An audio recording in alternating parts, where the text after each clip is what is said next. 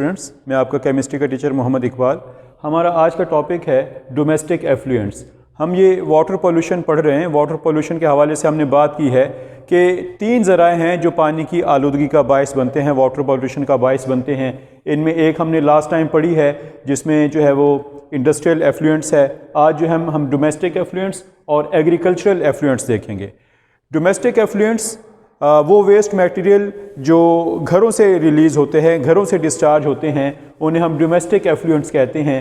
یہ ٹاپک جو ہے وہ اس کے ٹاپک کے شروع میں ڈٹرجنٹس کے حوالے سے بات کی گئی ہے کہ ہمارے ہاں ڈٹرجنٹس کا استعمال جو ہے وہ دن بدن بڑھتا جا رہا ہے۔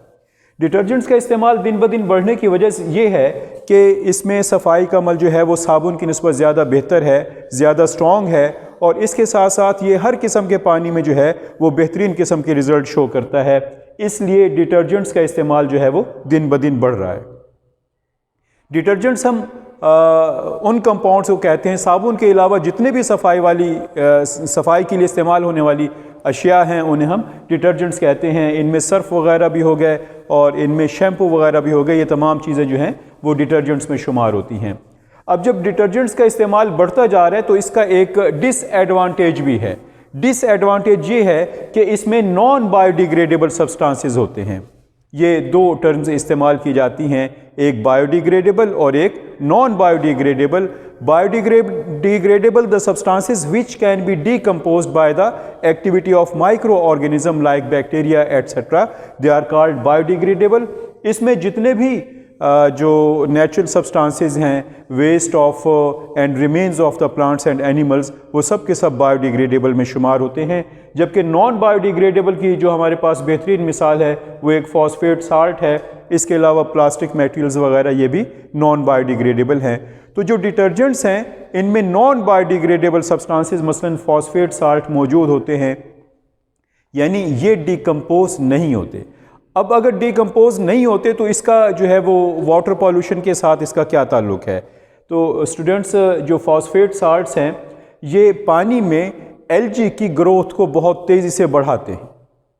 یہ پانی میں الجی کی گروتھ کو تیزی سے بڑھاتے ہیں، جس کی وجہ سے الجی بہت تیزی سے گرو کرتی ہے، اور بعض اوقات اتنی تیزی سے گرو کرتی ہے کہ پانی کی سطح پر اس کی ایک لیئر سی بن جاتی ہے، ایک بلینکٹ سا بن جاتا ہے۔ جب پانی کی سطح پر اس کی لیئر بنتی ہے تو پانی کے اندر نہ تو تازہ آکسیجن انٹر ہو سکتی ہے اور نہ ہی سن لائٹ پہنچتی ہے، جس کی وجہ سے جو ایکویٹک لائف ہیں انہیں آکسیجن کی کمی کا اور روشنی کی کمی کا سامنا کرنا پڑتا ہے۔ اس کے ساتھ یہ جو الجی ہے اس کا لائف سپین کم ہے، کچھ عرصے کے بعد، کچھ وقت کے بعد یہ مرنا شروع ہو جاتی ہے، اور چونکہ یہ بایو ڈیگریڈیبل ہے تو یہ جب ڈیڈ ہونے کے بعد ڈیکمپوز ہوتی ہے تو اس ڈیکمپوزیشن کے دوران جو آکسیجن ہے پانی میں ڈیزولو شدہ وہ آکسیجن بھی کنزیوم ہو جاتا ہے، جس کی وجہ سے ایکویٹک لائف کو جو ہے وہ پانی کی کمی کا یا آکسیجن کی کمی کا شدید سامنا کرنا پڑتا ہے۔ اس کی وجہ سے دے فیل سفوکیشن اینڈ الٹیمیٹلی گیٹ ڈائی، اور انہیں جو ہے وہ ہوا کی کمی کا سامنا کرنا پڑتا ہے، ان کا دم گھٹتا ہے اور آخر کار ان کی موت واقع ہو جاتی ہے۔ اس کے ساتھ جو ڈومیسٹک ایفلوئنٹس ہیں ان میں مختلف قسم کے ڈیزالوڈ اور سسپینڈڈ میٹیریلز موجود ہوتے ہیں۔ ان میں ہمارے پاس جو ہے وہ فوڈ اینڈ ویجیٹیبل ویسٹ، کھانوں کے اور جو ہے وہ فروٹس وغیرہ کے اور ویجیٹیبلز کی باقیات ہیں، ان کے چھلکے وغیرہ ہیں۔ اس کے علاوہ مختلف قسم کے ڈبے ہیں، بوتلیں ہیں، اور اسی قسم کے جو ہے وہ ڈٹرجنٹس ہیں۔ اس کے ساتھ ساتھ جو سیویج واٹر ہے جو گھروں سے خارج ہوتا ہے اس میں مائکرو آرگینزم وغیرہ بھی موجود ہوتے ہیں، ڈیزیز کازنگ مائکرو آرگینزم۔ جب وہ واٹر کرنٹ کے ذریعے اگلے علاقوں میں پہنچتے ہیں تو وہاں بھی وہ آلودگی کا باعث بنتے ہیں، مختلف بیماریوں کا باعث بنتے ہیں۔ تو یہ ہمارے پاس ڈومیسٹک ایفلوئنٹس ہیں۔ اس کے بعد ہیں ہمارے پاس ایگریکلچرل ایفلوئنٹس۔ ایگریکلچرل ایفلوئنٹس ایگریکلچرل ایکٹیویٹیز کی وجہ سے آلودگی کا پیدا ہونا، پولوشن کا پیدا ہونا۔ آپ جانتے ہیں ایگریکلچر میں ہم 2 کمپوننٹس جو ہیں وہ بہت زیادہ استعمال کرتے ہیں، ایک فرٹیلائزرز اور دوسرا پیسٹی سائڈز۔ فرٹیلائزر اس لیے استعمال کیے جاتے ہیں تاکہ جو موجودہ وقت میں کلٹیویشن کا عمل ہے، زراعت کا عمل، کاشتکاری کا عمل بہت تیز سے ہے، اور جو زمین ہے اسے فری نہیں چھوڑا جاتا تاکہ اس میں قدرتی طور پر سبسٹانسز کی ری سائیکلنگ ہو سکے۔ تو اس وجہ سے زمین کے اندر مختلف قسم کے نیوٹرینٹس کی کمی ہو جاتی ہے۔ ان نیوٹرینٹس کی جو سبسٹانسز ہیں ان میں ہمارے پاس پوٹاشیم اور فاسفورس وغیرہ ہیں، تو ان کی کمی کو پورا کرنے کے لیے فرٹیلائزرز استعمال کیے جاتے ہیں، کھادیں استعمال کی جاتی ہیں۔ تو ان کھادوں کی وجہ سے جو سبسٹانسز ہیں ان کی کمی پوری ہوتی ہے، اور اس کے ساتھ ساتھ ہمیں ریکوائرڈ ریزلٹس بھی حاصل ہوتے ہیں۔ مثلا اگر ہم فصل کو زیادہ تیز سے گرو کرنا چاہتے ہیں تو فصلیں زیادہ تیز سے گرو کرتی ہیں، زیادہ فلاورنگ اور زیادہ فروٹنگ کے لیے، یعنی زیادہ پھل اس پہ لگے، اس کے لیے بھی ہم فرٹیلائزر جو ہیں وہ استعمال کرتے ہیں۔ پیسٹیسائڈز، کیڑے مار ادویات، یہ آپ جانتے ہی ہیں کہ پیسٹیسائڈ ہم اس لیے استعمال کرتے ہیں کہ فصلوں پر مختلف قسم کی بیماریوں کا، مختلف قسم کے کیڑے مکوڑوں کا حملہ ہوتا ہے، تو انہیں تلف کرنے کے لیے، ان کے تدارک کے لیے ہم یہ پیسٹیسائڈز استعمال کرتے ہیں۔ تو پیسٹیسائڈز کو ہم یوں ڈیفائن کرتے ہیں: these are the chemicals, these are the substances which are used to kill اور control the growth of the pest. یہ ایسے سبسٹانسز ہیں جو پیسٹ کی نشو و نما کو روکنے کے لیے استعمال ہوتے ہیں یا پیسٹ کو مارنے کے لیے استعمال ہوتے ہیں۔ اب پیسٹ کیا چیز ہیں؟ وہ تمام چیزیں جو فصلوں کی پیداوار کو کم کرتی ہیں انہیں ہم پیسٹ کہتے ہیں۔ لازمی نہیں کہ یہ پیسٹ کیڑے مکوڑے ہی ہوں، ان پیسٹ میں جو چوڑے پتے والی بوٹیاں ہیں انہیں بھی ہم جو ہے وہ پیسٹ کہتے ہیں۔ They are termed as weeds. اس کے علاوہ مختلف قسم کی جڑی بوٹیاں، ہربز وغیرہ اور فنجائی اور وائرسز وغیرہ، دے آل آر پیسٹ، ان سب کو ہم پیسٹ کہتے ہیں۔ تو انہیں مارنے کے لیے، انہیں تلف کرنے کے لیے جو بھی کیمیکل استعمال کیے جائیں گے انہیں ہم پیسٹیسائڈز کہیں گے۔ اب یہ جو فرٹیلائزرز ہیں اور پیسٹیسائڈز ہیں، یہ دو حوالوں سے جو ہیں وہ پولوشن پیدا کر رہے ہیں۔ ایک تو یہ کہ جب اریگیشن کا عمل کیا جاتا ہے، جب کھیتوں میں پانی لگایا جاتا ہے، تو یہ کیمیکلز اگر وہاں پہلے استعمال ہوئے ہیں تو یہ واٹر میں ڈیزولو ہوں گے۔